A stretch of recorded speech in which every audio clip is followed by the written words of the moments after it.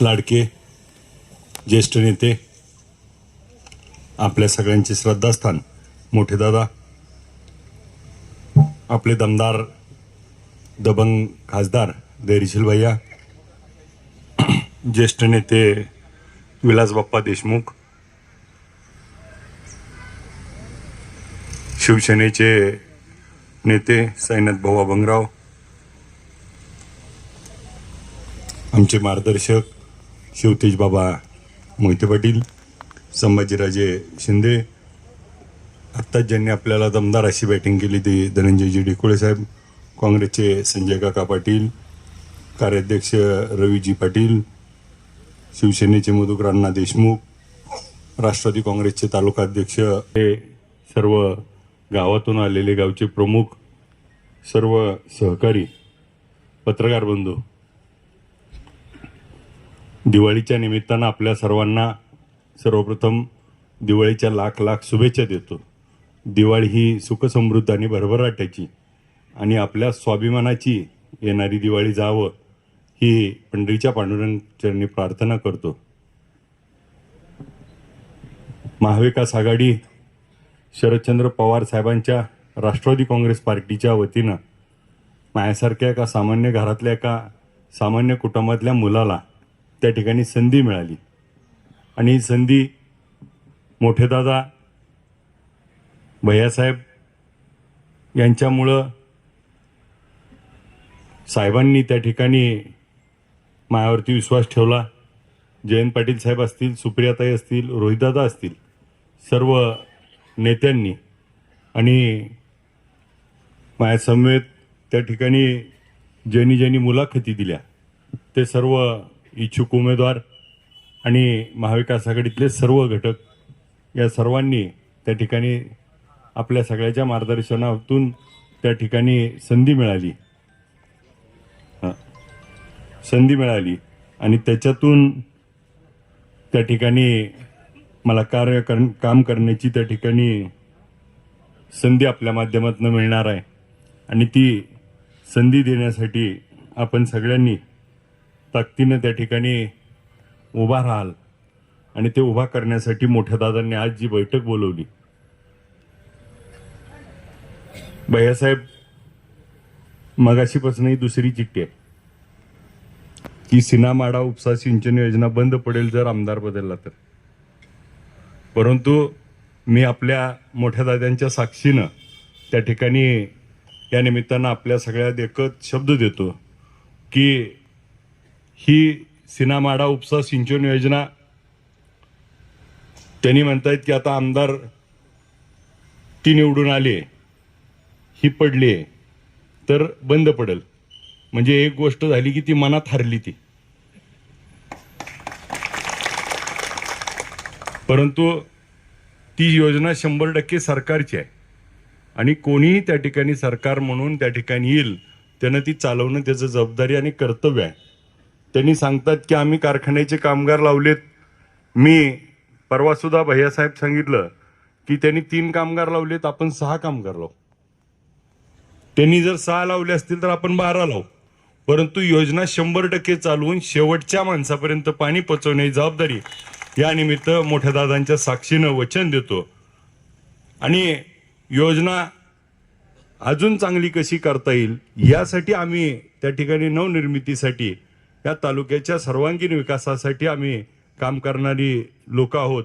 ज्या देशाचे नेते शरदचंद्र पवार साहेबांनी या शेतकऱ्यासाठी या महाराष्ट्रामध्ये नव्हे तर देशामध्ये जी क्रांती घडवली, त्यांच्या विचाराचे पाईक म्हणून आम्ही काम करत असताना शेतकऱ्याला त्या ठिकाणी दिलासा मिळेल अशाच पद्धतीचं वर्तन आमच्या भविष्य काळामध्ये राहील.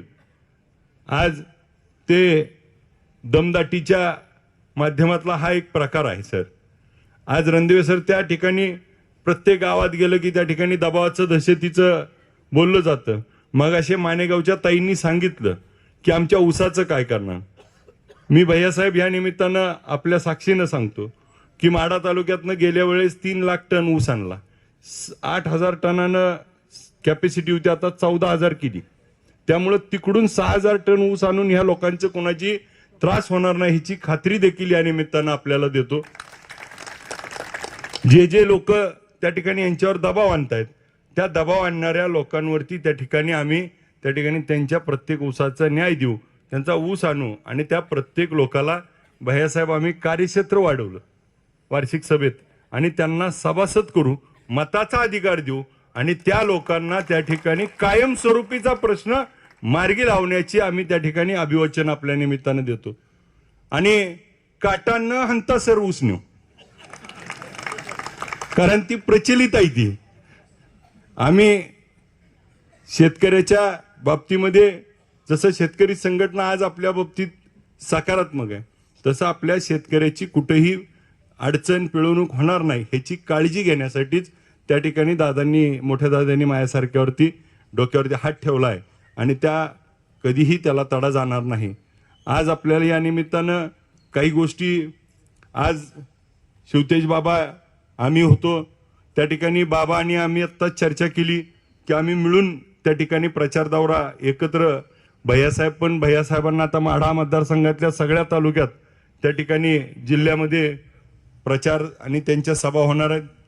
मोठे दादा देखील सभेला येतील, साहेब येतील, जयंत पाटील साहेब येतील, अमोल कोल्हे साहेब येतील, सगळ्यांना त्या ठिकाणी स्टार प्रचारकांची यादी कळवली. मी आणि शिवतेज बाबा त्या ठिकाणी प्रत्येक गावात दौरा करू.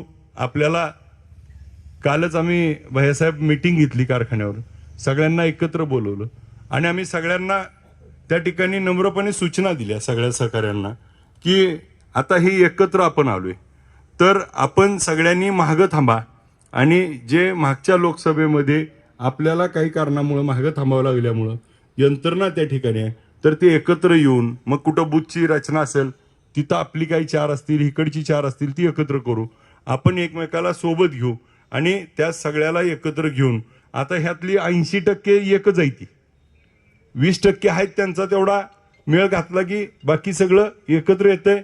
एकत्र येऊन पुढच्या काळामध्ये सगळ्या गोष्टी मी या निमित्तानं खात्रीनं सांगतो की आपण सगळेजण एकत्र असल्यामुळं समोरच्याला आता त्या ठिकाणी काय बोलावं आणि काय नाही. जसं मगाशी पाटलांनी सांगितलं की पत्रकारांनी विचारलं की नो कमेंट म्हणतात, थोड्या दिवसानं ते बोलायचं बंद देखील होतील.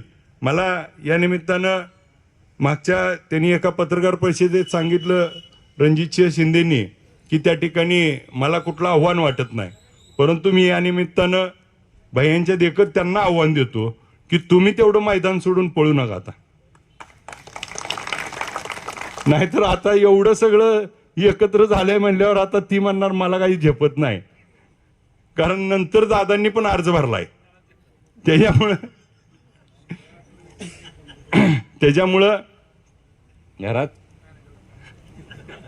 त्याच्यामुळं माझी या निमित्तानं आपल्या सर्वांना एकच विनंती आहे की आपण सगळेजण एक दिलानं काम केलंय, भविष्यात देखील आपण असंच करू. मगाशी डिकोळे साहेबांनी काही सूचना मांडल्या, आत मांडायच्या बाहेर मांडल्या, मी पण त्याचं डिकोळे साहेब बाहेरच उत्तर देतो की माझं का झालं, कसं झालं, भैया दादा होते, मोठे साहेब होते, कसं झालं, काय झालं, सगळं व्यवस्थितशीर ठरवूनच झालं. त्यामुळं आम्ही काय त्यात आणि ती सगळं माहीत असताना मग झाल्यामुळंच आता मला संधी मिळाली आहे आणि त्याचा भाग म्हणून सांगतो डिकोळे साहेब की त्या काळामध्ये ज्यावेळेस शरदचंद्र पवार साहेबांचा पक्ष सत्ताधारी लोकांनी त्या ठिकाणी फोडला आणि त्यावेळेस जिल्ह्यामध्ये काकासाहेबांच्या नेतृत्वाखाली आम्ही काम करत असताना त्यावेळेस घर घर त्या ठिकाणी आम्ही पोचलो, लोकांना यंत्रणा उभा केली, पदाधिकारी नेमले आणि ही संघटना बांधली आणि मग त्या ठिकाणी भैयांचा प्रवेश याच ठिकाणी झाला. मगाशी साठे सरांनी आठवण करून दिली आणि मग त्या ठिकाणी हे वातावरण एवढं तयार झालं की त्या ठिकाणी त्या लोकांना काही लोकांनी सांगितलं की आता त्या अभिजितला थांबवावं लागतंय. म्हणजे मी या ताकदीनं काम केलं होतं की मला थांबवायची वेळ आली. मी पार्टीसाठी पक्षासाठीच प्रामाणिक काम करतो, तो म्हणून माझ्यावर वेळ आली होती. ती वेळ सगळ्या पक्षानं, मोठ्या दादांचं मी 2002-03 पासून मोहिते पाटील परिवाराशी संबंध अटॅचमेंट असलेला कार्यकर्ता आहे. पहिल्यापासून सगळ्यांशी नातीगुती आहेतच आणि ऋणानुबंध पण आहेत आणि ती जपत आजपर्यंत आम्ही आलोय. ती पण भविष्य काळामध्ये आम्ही जपू. मोठे दादा असतील, भैया असतील, शिवतेज बाबा असतील, मोहिते पाटील कुटुंबाच्या मान सन्मान राखून त्या ठिकाणी शिरस्थावर ठेवून त्या ठिकाणी भविष्य काळामध्ये एक आमदार म्हणून संधी मिळाल्यानंतर काम करेल आणि मोहिते पाटील कुटुंबाला कुठंही त्या ठिकाणी दुःख होईल, माझ्या कुठल्याही ह्याच्यानं कुठलीही त्या ठिकाणी हानी होईल असं आयुष्यात कधीही वागणार नाही, हा शब्द मी आपल्या सगळ्याच्या साक्षीने देतो आणि त्याला कधीही तडा जाऊ देणार नाही. आज आपण मगाशी बोलताना सांगितलं की सगळ्यांना मान सन्मान मिळाला पाहिजे. आमचे संभाजीराजे आहेत, तिथे त्या ठिकाणी भाऊ आहेत, आम्ही देखील त्या ठिकाणी सगळे या नेते मंडळी जे आता उपस्थित आहेत ह्या सगळ्यांना मान सन्मान देऊन त्या ठिकाणी प्रत्येकाला, अभिजित पाटील आमदार नसून आपण सगळेजण त्या ठिकाणी आमदार आहात आणि आपल्या सगळ्याचा त्या ठिकाणी अधिकार आहे. प्रत्येक गोष्टीला इथं बसलेल्या प्रत्येकानं जे काही काम सांगेल त्या पद्धतीनं त्या ठिकाणी पोचून त्या ठिकाणी कुठंही, मगाशी काही आमच्या पोलीस स्टेशनचं भैयांनी सांगितलं की त्या ठिकाणी कशा पद्धतीनं केलं जातं, पण भविष्य काळात एक आमदार आणि एक खासदार दोघं जण असल्यावर कुठल्याच पियायची मजाल नाही की तुमच्याकडे वाकडं बघायची. त्यामुळे तुम्ही काही काळजी करू नका. आणि त्या ठिकाणी तुमचा फोन आला, ती नाही ऐकत म्हणला की 20 मिनिटात त्यापाशी पुसतो, लईच भिवू नका, काय करते बघू. पण आपली भूमिका आहे की आपण कोणावर अन्याय करत नाही, आपल्या कोणावर अन्याय झाला तर आपण देखील सहन करणार नाही. आपल्या सगळ्यांच्या पाठीशी त्या ठिकाणी भैयासाहेब आहेत, आम्ही देखील त्या ठिकाणी राहू.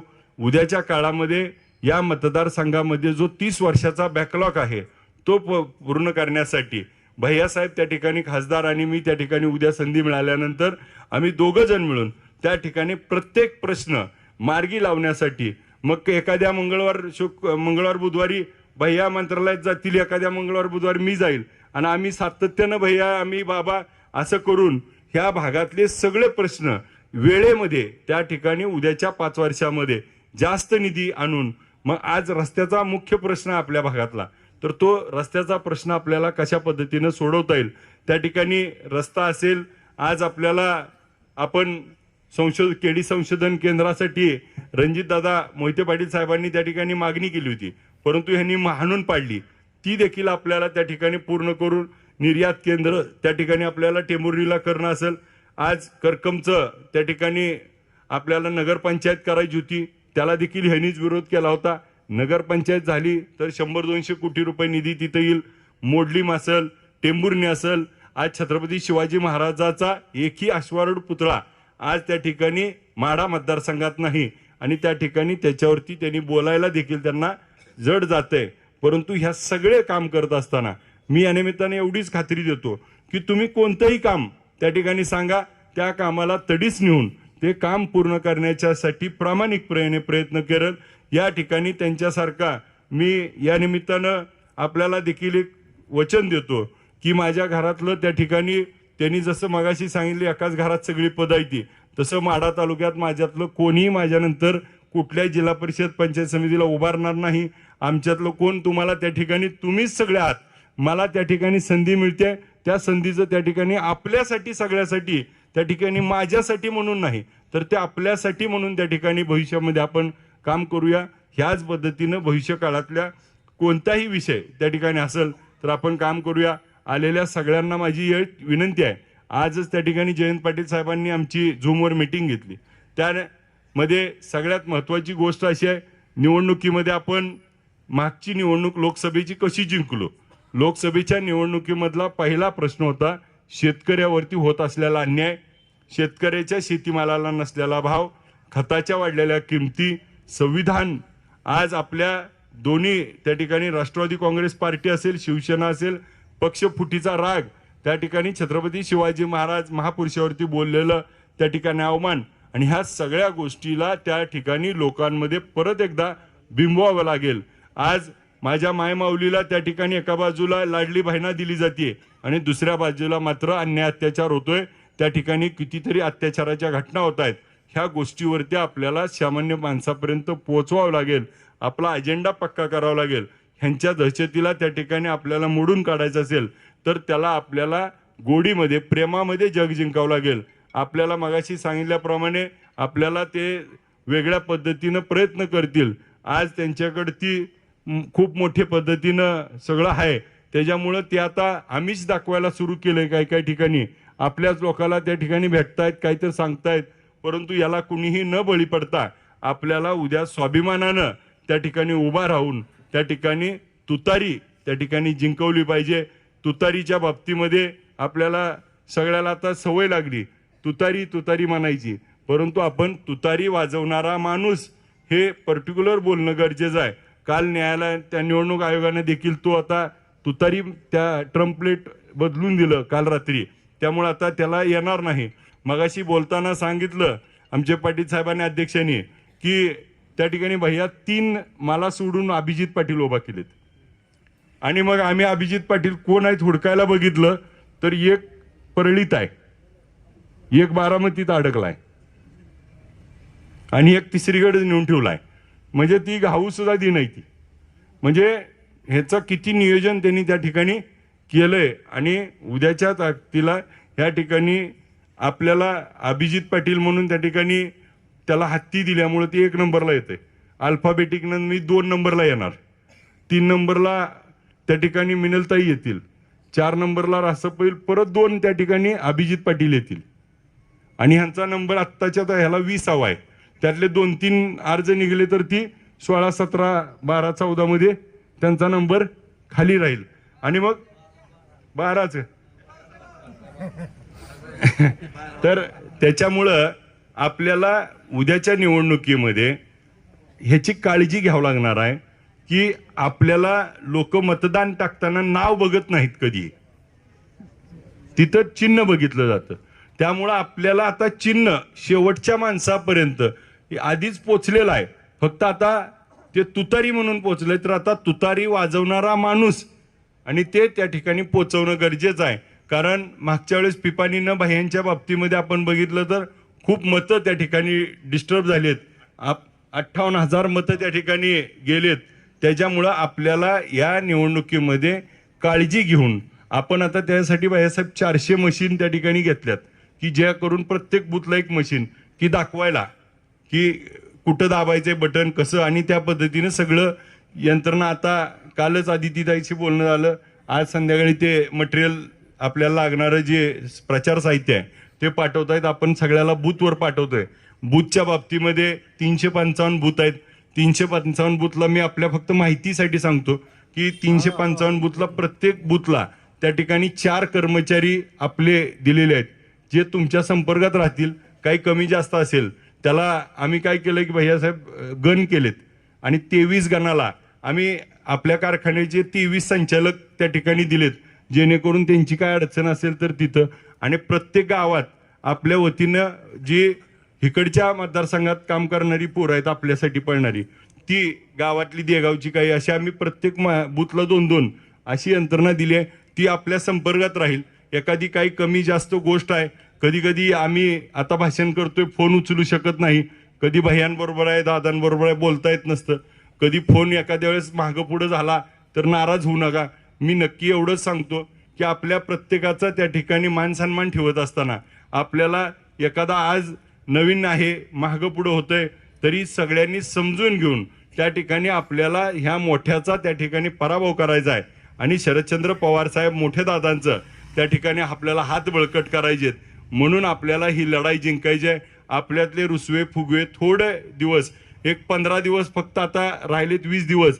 ह्या 20 दिवसासाठी आम्हाला तुम्ही समजून घ्या. 20 दिवस एवढे आमच्यासाठी द्या. 5 वर्ष प्रामाणिकपणे तुमचा त्या ठिकाणी काम करेल एवढं या निमित्ताने शब्द देतो. भविष्यामध्ये आपल्याला कुणालाही कसल्याही पद्धतीनं विसरणार नाही, आपल्यामध्ये कुणाच्यावर कुरगुडी करणार नाही. ज्याला तुम्ही कटाळाय ती काही होणार नाही. मी सरळ मार्गी साधा पोरगा आहे. मी जी आहे ती भैयासाहेबाला अनुभव आला, मी स्पष्ट सांगतो बोलतो. आपल्याला देखील त्या गोष्टी येणाऱ्या काळामध्ये जरी आमच्याकडनं काही चुकून माकून कुणाला वाटलं असेल, एखादा सहकारी कोण कुठं बोलला असेल काय असेल, तर ती सगळ्यांच्या वतीनं मी आपल्या सर्वांना त्या ठिकाणी दिलगिरी व्यक्त करतो. त्यांचं सगळं पोटात घ्या आणि पुढच्या काळात इथून पुढं कधीही एकमेकावरती तुमच्या तिथं कुंड झालं असलं त्याची सुद्धा त्या ठिकाणी मी जबाबदारी स्वीकारून त्या ठिकाणी आपल्या सगळ्याला त्यांच्या वतीनं मी माफी मागतो. परंतु आपण त्याचा राग धरू नका. गाव लेवलचा कुठलाही त्या ठिकाणी आपण न करता आपल्या समोर असलेल्या मोठ्या शत्रूला त्या ठिकाणी पराभूत करायचं असेल तर आपल्या त्या ठिकाणी आपण त्या ठिकाणी एकसंघ राहिलं पाहिजे. मगाची जसं साईनाथ भाऊनी सांगितलं की ती बळच त्या ठिकाणी येऊन आपल्याकडे पाणी पिऊन जातील आणि आपल्याला त्या ठिकाणी फळी तयार करतील, तर तसा गैरसमज कुठेही होऊ देऊ नका. भविष्य काळामध्ये मोठे दादा भैया जो आदेश देतील तो आदेश शिरस्थावर करून आपण भविष्य काळाची वाटचाल करूया. आपल्या सगळ्याच्या सहकार्यातनं आपल्या ताकदीवरती उद्याच्या या विजयामध्ये आपल्या सगळ्याचा सिंहाचा वाटा असेल आणि ते आयुष्यभर त्या ठिकाणी मी जपेल एवढाच या निमित्तानं शब्द देतो. आपण 20 तारखेला त्या ठिकाणी मतदानाच्या दिवशी मग असणारं